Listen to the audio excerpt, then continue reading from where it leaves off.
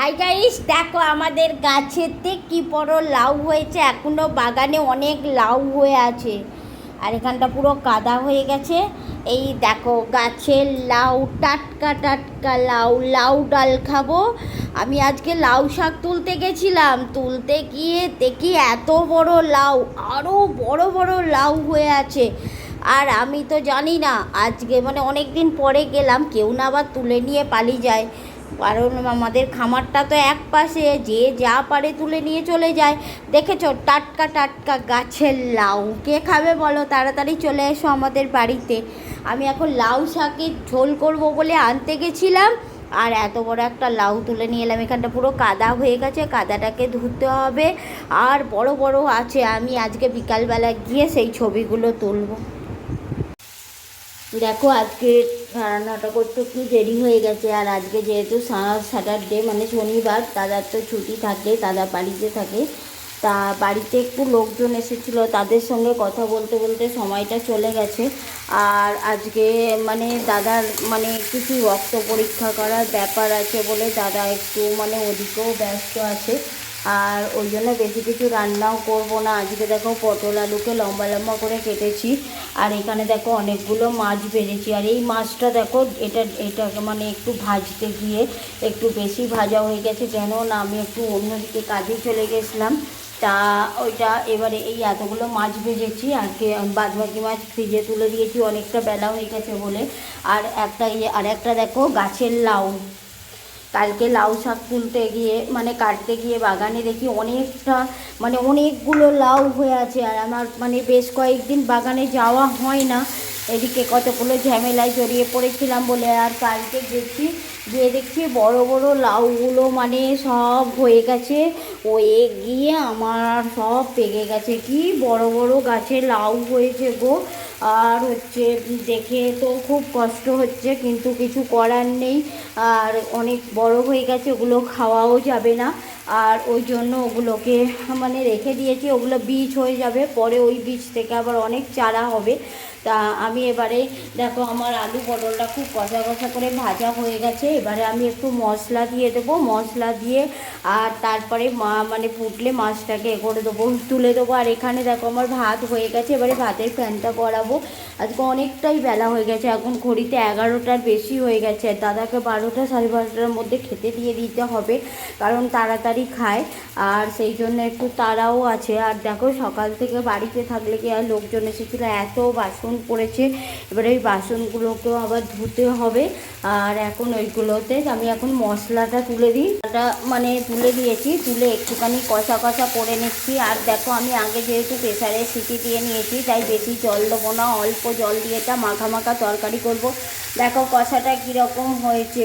আর কে আলু পটলের তরকারি এরকম লম্বা লম্বা করে কেটে মাছ দিয়ে ঝোল খেতে ভালোবাসো মাখা মাখা, অবশ্যই কমেন্ট করে জানাবে। তো আমি এখন জলটা ঢেলে দিলাম, আর বেশি জলটা দিলাম না, কেন না যেহেতু আমার আলু পটলটা সিটি দেওয়া আছে। এইটা ফোটাবার পরে তারপরে আমি এটাতে মাছটা তুলে দেবো, আর এটা সম্পূর্ণ মাখা মাখা হবে। তারপর আমি লাউ দিয়ে ডাল করব। দেখো আমি লাউগুলোকে তুলে দিয়েছি, কিছু লাউ হচ্ছে আমি তুলে দিয়েছি ফোড়ন দিয়ে, লঙ্কা ফোড়ন দিয়ে কিছু লাউ তুলে দিয়েছি। আর কিছু লাউ আমি ডালের সঙ্গে সিটি দিয়ে নিয়েছি, যাতে সেটা ফেনা ফেনা হয়ে যায়। আর কিছু লাউ ভাজা ভাজা, এরকম করে আমি লাউয়ের ডাল করি। আর এখানে দেখো মাখা মাখা আলু পটল মাছ দিয়ে যে তরকারিটা, সেটা আমার হয়ে গেছে। আর তারা মানে কারেন্ট যাচ্ছে আসছে, আলু ভেজেছে নাকি। দেখো আমার তৈরি হয়ে গেছে আলু পটল মাছ দিয়ে মাখা মাখা তরকারি, তোমাদেরকে বলেছি। আর হচ্ছে লাউ ডাল, এই এই এই এতগুলো ডাল লাউকে আমি প্রথমে একটু ভেজে নিচ্ছি লঙ্কা ফোড়ন দিয়ে।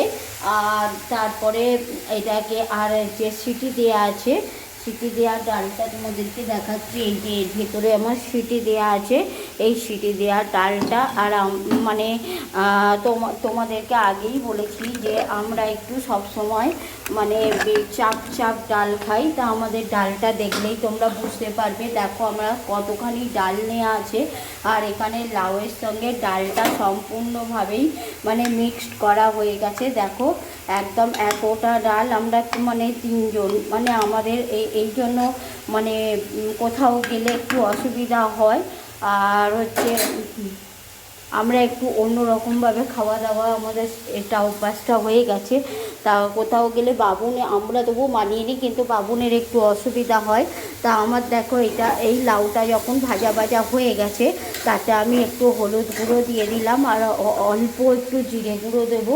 তা হলুদ গুঁড়োর সঙ্গে আমি সব মানে কৌটো বাটকারা আমার সব ধোয়া হয়ে গেছে বলে, মানে যেহেতু আমাকে এবারে আমার গন্তব্যস্থলে যেতে হবে, ছেলের স্কুল খুলে যাবে। আর একটুখানি জিরে গুঁড়ো দিলাম। দেখো এই যে জিরে গুঁড়ো, কুকমি, আমি সবসময় কুকমি ব্যবহার করি। আর হচ্ছে জিরে গুঁড়ো দিলাম, আর তার সঙ্গে অবশ্যই একটু মানে লবণ দেবো আর কি। দাঁড়াও একটু ফোনটা রাখি, কারণ ওটাতে হচ্ছে এক হাতে তো খুব অসুবিধা হচ্ছে, আর যার জন্য আমি একটু ফোনটাকে রাখতে গিয়ে সবই তোমরা অন্ধকার দেখবে। তা দেখো এবারে আমি হাতে ফোনটা নিয়েছি। আর দেখো আমি জিরে, অল্প একটু জিরে গুঁড়ো আর নুন আর দিয়েছি। দেবার পরে আর তোমাদের একটা জিনিস বলতে ভুলে গেছি, একটু ঘি দিয়েছিলাম অল্প করে। তা এইবারে আমি এটাকে, দেখো আমার লাউটা অনেকটা ভাজা ভাজা হয়ে গেছে, গলে গলে এসেছে। এইবারে আমার দেখো এতটা ডাল, আমরা পুরোটা আমাদের মাখা মাখা ডাল আমরা খাই। আর মানে এরকম দেখো চাপ চাপ ডাল না হলে আমাদের আবার ঠিক ভালো লাগে না। তা এবারে অল্প একটু জল দিয়ে এটাকে ফুটিয়ে নেবো, ফুটিয়ে নিয়ে তারপরে তৈরি হয়ে যাবে আমার লাউ ডাল। তা লাউ ডালটা এই গরমের পক্ষে খুবই ভালো। আর আমার একটা ভুল হয়ে গেছে, কি বলো তো, আমাদের গাছে অনেক লাউ হয়েছে, মানে 5-6টার বেশি, কিন্তু হলে কী হবে, আমি মানে কদিন যাই না, এত দেখলে কারেন্ট চলে গেল, মানে কারেন্ট যাচ্ছে আসছে একদম থাকছে না। আর সেরকম গরম পড়েছে, হ্যাঁ মানে কি বলবো। কালকে খালনাতে একটা হাওড়া জেলার খালনাতে একটা ভাতবাড়ির নেমন্তন্ন আছে। তা দাদা তো আগেই বলে দিয়েছে যে এই গরমে বিশেষ করে কি বলো তো, বাবুনকে তো নিয়ে যাওয়া আসা খুবই অসুবিধা। তারপর আবার একটা বিয়ে বাড়ি পড়েছে, সেটা হচ্ছে তমলুকে, মানে ভীষণ অসুবিধা, শুধু বাবুনকে নিয়েই অসুবিধাটা, কারণ ও বেশি জার্নি করতে পারে না এই গরমে। আর ওকে নিয়ে ওর জন্যে বেশি দূর আমরা যাওয়াও মানে ছেড়ে দিয়েছি। টুকিটাকি কাছাকাছি কোথাও গেলে তখন যাই। দেখো আমি এবারে ডালটাকে একটু ফোটাবো, আর যখন ডালটা পুরো ফুটে একটু মানে মাখো মাখো হয়ে যাবে আবার, সেই তখন আমি এটাতে একটু চিনি দেবো। কেন না, অল্প একটু চিনি দিলে তবে জিনিসটা খেতে ভালো লাগে। আর আমাদের এখানে দেখো সব তরকারি মোটামুটি হয়ে গেছে। আর যেহেতু বললাম যে দাদার আজকে একটু মানে খেয়ে দিয়ে আবার একটু রক্ত দেবার ব্যাপার আছে, আর সেই জন্য তাড়াহুড়ো করছি, বাসনপত্র সব মাজা হয়ে গেছে। আর বললাম নেমন্তন্ন করতে এসেছিলো, যার জন্য খুবই মানে বেলা হয়ে গেছে। আর এবারে এই ডালটা ফোটার পরে আবার কেমন হলো সেটা তোমাদেরকে দেখাবো, কিন্তু ফুটতে তো একটু টাইম দিতে হবে। তাই এই ডালটাকে এখন একটু ফুটতে দিলাম। আর ফুটতে দেবার আগে আমি একটু চাপা দিয়ে দিই, তাহলে কি না কোনো কিছু পড়ার অসুবিধাটা থাকে না আর কি। আমি একটু লো করে দিলাম, কারণ একটু যা গরম হচ্ছে, আমি একটু বাইরে যাব। আমাদের রান্নাঘরটা ভীষণ গরম, মানে রান্নাঘরটা একটু অন্য ধরনেরভাবে তৈরি হয়ে গেছে তো। আর মাঠের ধারে আমাদের বাড়ি, তোমাদেরকে আগেই বলেছি যে মাঠের ধারে আমাদের বাড়ি, আর মাঠ থেকে সমানে হাওয়া দেয়। আর হাওয়া দেবার ফলে কি হয়, আমি রান্নাঘরের জানলা খুলে রাখতে পারি না, দিনের বেলাতেই আমাকে লাইট জ্বেলে করতে হয়। তা খুব শীঘ্র রান্নাঘরটা আমার চেঞ্জ চেঞ্জ হবে, সব মানে মিস্ত্রি এসে সমস্ত কিছু দেখভাল করে দিয়ে সব বলে দিয়ে গেছে। আর দেখো ধুঁধু করছে, এত রোজের তেজ, মানে কি তেজ আর কি ব্যাপার আসছে। আর আমাদের কি বলতো, এমনই বাড়িটা মানে সকাল থেকে রোদ, শীতকালে যেমন আরাম গরমকালে ঠিক তেমন কষ্ট, সকাল থেকে রোদ। এ দেখো আবার কারেন্টটা এক্ষুনি চলে এলো, ওই রকম হচ্ছে, বারবার কারেন্ট যাচ্ছে আসছে। আর ওই জন্য মানে আর ভাড়া বাড়িতে গেলে তো বিশাল সমস্যায় পড়তে হবে, কারণ এরকম ভাড়া বাড়িতে তো মানে জলের প্রচুর সমস্যা, এত জলের সমস্যা। চেষ্টা করছি যে অন্য কোথাও একটু শিফট করার জন্য, দেখি কি হয়, কারণ জলের এত সমস্যা।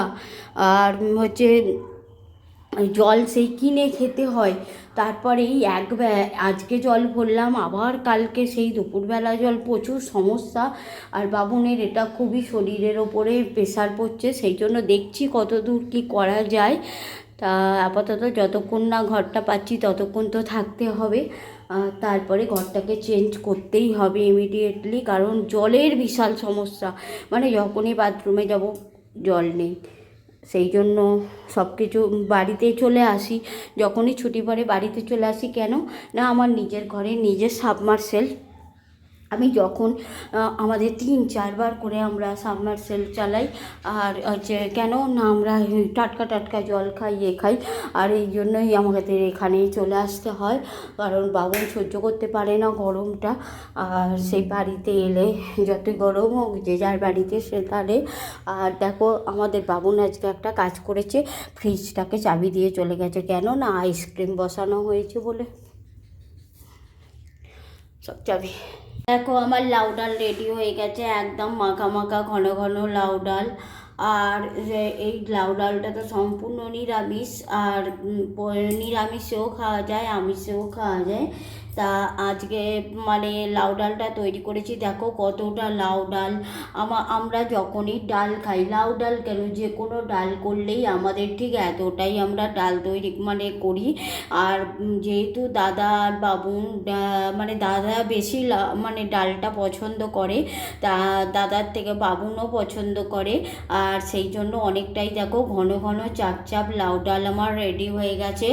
আর এবারে আমি এগুলোকে আস্তে করে রেখে আসার পরে রান্নাঘরের কাজ করব। আবার দেখো কত বাসন পড়ে গেছে, ওগুলোকে মাজতে হবে, এই বাসনগুলোকেই মেজে উপর করে রেখেছি, এগুলোকে গুছাতে হবে, ঘরদোর গুছাতে হবে। অনেক দেরি হয়ে গেছে, আমার তৈরি হয়ে গেছে লাউ ডাল।